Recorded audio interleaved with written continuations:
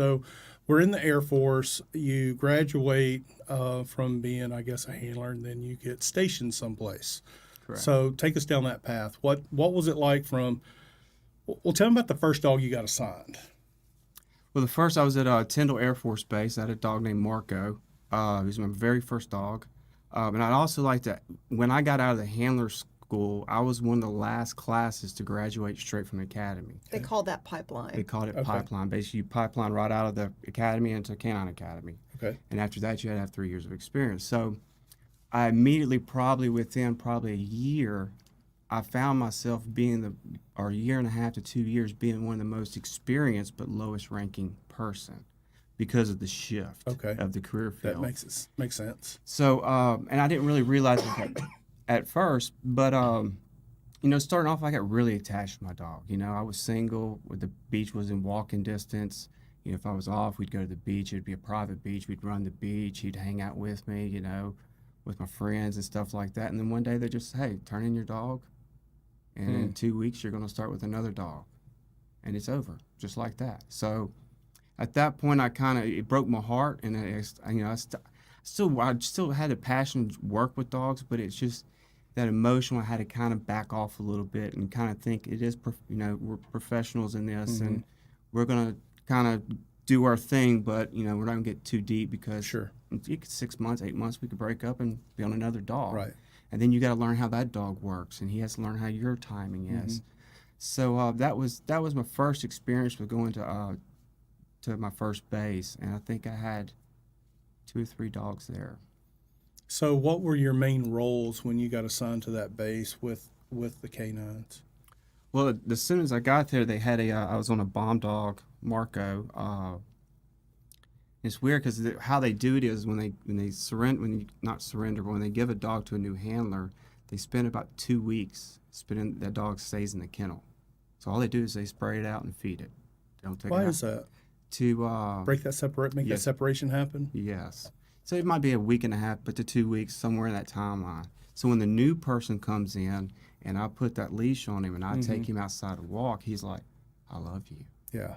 Forget the old handler. Yeah. Like, I love you. Yeah, they left me here. Yeah, You're to save me. you're my hero. So Right. we'll take them out and like brush them and just take them for a nice walk. And Aren't you with them for like a month before you pass some tests with them? yeah, most of the time it's usually 2 to 4 weeks, depending on how fast y'all get it together.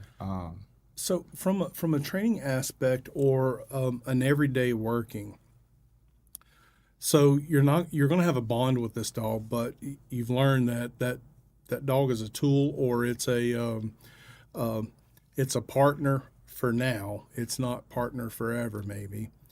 But when you're going through the training process and you're trying to learn each other,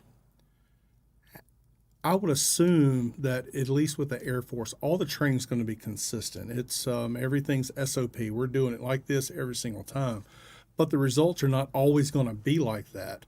How many times do you think or when the dog and the handler are not in sync, would you say it's 50-50 handler, 50-50 dog on who's screwing up? Because, that dog is looking at you for direction. How much is related to the handler, the way the handler is handling versus the dog's skill set, I guess is what I'm getting at.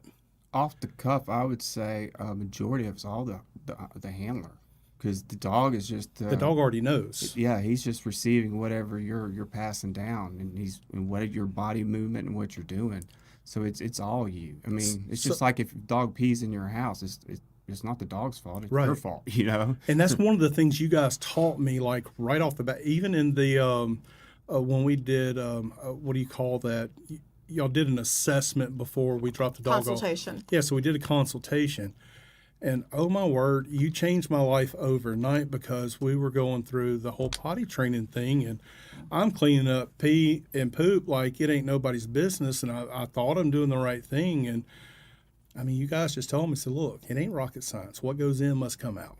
And y'all shared the technique that I'm sure you still share with people about, how you feed in the kennel, you water in the kennel. All the management. Yep. And it was just like the next day. We did that, and the next day it was fixed.